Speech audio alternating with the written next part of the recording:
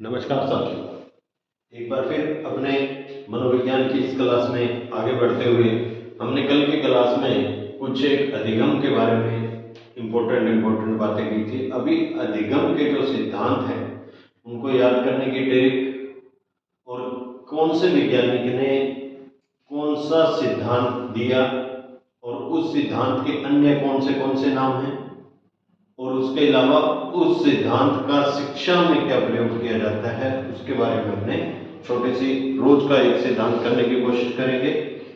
देखो, मनोविज्ञान और अधिगम के सिद्धांत, उनके ऊपर एक दृष्टि।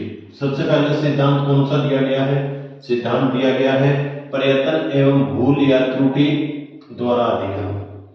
प्रयत्न एवं भूल या त्रुटि द्वारा अधिगम। बड़ी अगर इसके बारे में अपने छोटी सी एक पहले चर्चा कर लेते हैं कि इस सिद्धांत में मुख्य बात क्या है। थर्नडाइक नामक एक अमेरिकी मनोवैज्ञानिक थे जिन्होंने क्या किया कि एक बिल्ली ली और एक बिल्ली को पिंजरे में कैद कर दिया और उसमें एक इस तरह का बटन लगा दिया कि बिल्ली अगर भूखी थी, बिल्ली पिंजरे में कैद कर दिया, उस बटन पर जैसे आम भाषा में अगर कहें तो अपने घर में चूहादानी रखते हैं ना, उसके अंदर रोटी लगा दी तार को बांधकर, और जैसे ही चूहा उस रोटी को खाता है वो तार हिलता है, पीछे से फाटक बंद हो जाता है, चूहा बिल में कैद हो जाता है पिंजरे में। ठीक वैसे ही इन्होंने क्या किया, एक पिंजरा ऐसा बना दिया कि जहां उसी तार की तरह एक ऐसा यंत्र लगा दिया या एक बटन लगा दिया कि उसको जैसे ही दबाते हैं या उस पर बिल्ली का अगर भूलवश ही पैर लगता है शुरुआत में, तो उसको खाने को कुछ ना कुछ चीजें मिल जाती है।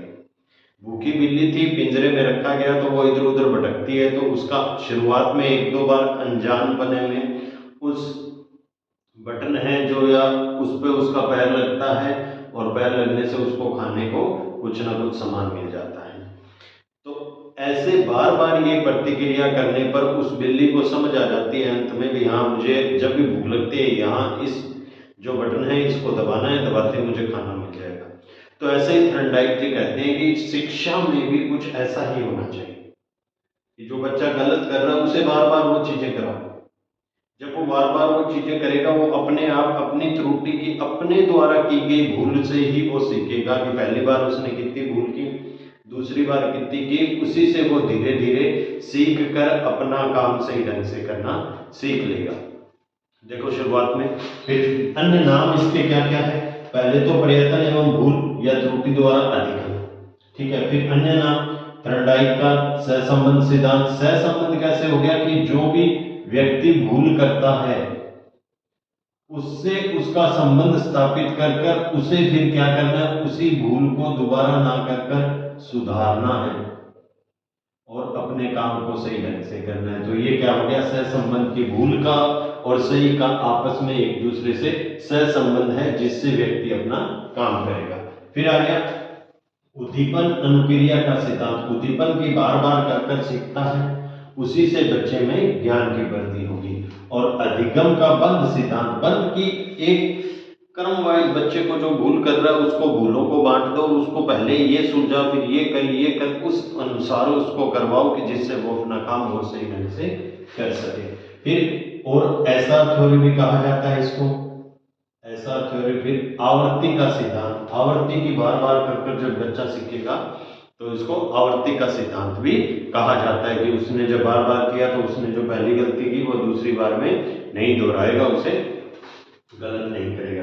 फिर ये इसके प्रवर्तक कौन से, हमने केवल नाम सुना है थर्नडाइक। कई बार इसका एग्जाम में आजकल ज्यादा अगर डीपली जाए तो अगर एडवर्ड ली लिख दे अकेला, एडवर्ड ली थर्नडाइक, ये इसका पूरा नाम है, तो ये ध्यान रखना भी बच्चों कि कहीं अकेला दे दे, एडवर्ड ली दे दे और आप सोचो इसका तो है ही नहीं, ये भूल और प्रयत्न और ये सारा सिद्धांत तो थर्नडाइक का था। तो ये इसका पूरा नाम था। वैज्ञानिक कहाँ का था, अमेरिका का। कल भी आपको एक क्वेश्चन बताया था कि केवल नाम देकर पूछ सकता है कि ऐसा कौन सा अमेरिकी वैज्ञानिक था जिसने बिल्ली पर प्रयोग किया या जिसने भूल एवं त्रुटि का प्रयत्न का सिद्धांत दिया, या ठीक है। तो अमेरिका का था पूरा नाम एडवर्ड ली थर्नडाइक, ठीक है। प्रयोग किस पर करता है, बिल्ली पर। ये भी पूछ लेते हैं कई बार, इंपॉर्टेंट है, आसान से। कल जैसे चिपंजी का बताया था, ठीक है।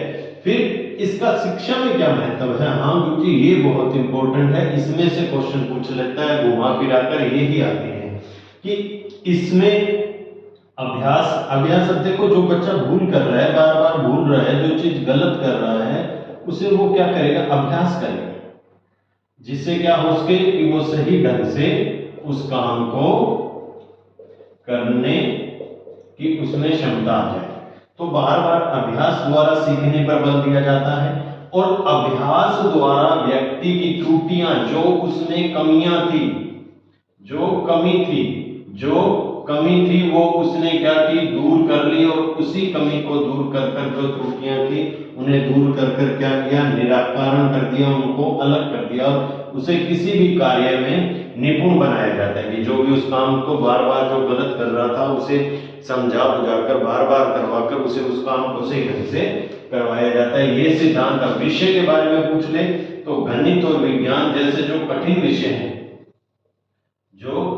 विषय हैं उनके लिए प्रयोग किया जाता है। गणित और विज्ञान के जैसे विषयों के लिए इसका अधिक उपयोग में लाया जाता है। ये था थर्नडाइक का द्वारा किया गया प्रयोग, जिसका अन्य नाम हमने कर लिया, किस पर प्रयोग किया, इसके जो करने वाले थे वो पढ़ लिया, और शिक्षा में इसका महत्व था वो कर लिया।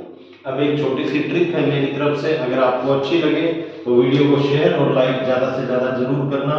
अब देखो ट्रिक क्या कहता है कि प्रयास में उदय सर एस आर के संबंधी थक गए, कि प्रयास में उदय सर एस आर के संबंधी थक गए। देखो प्रयास में क्या आ जाएगा? प्रयास एवं त्रुटि का सिद्धांत, नाम आ गया। उदय उद्दीपन या उद्दीपन प्रक्रिया का सिद्धांत, और अकेला अगर अकेला अगर यहां से ऊ उठाते हैं तो बन जाएगा उत्तेजना प्रतिक्रिया का सिद्धांत। ठीक है, S1 और S2 से क्या हो जाएगा? सिटमैन्स रिस्पॉन्स, ठीक है, और SR थ्योरी का सिद्धांत। ठीक है, ये आ जाएगा S1 और SR2 का। ठीक है, फिर आ जाओ के से आ जाएगा केट माने बिल्ली पर इन्होंने जो प्रयोग किया।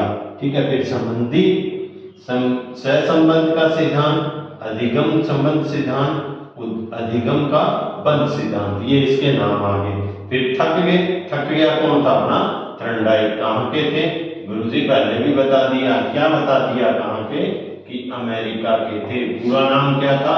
एडवर्ड ली थर्नडाइक। ठीक है साथियों, आज के लिए इतना ही, फिर मिलते हैं। जय हिंद, जय भारत।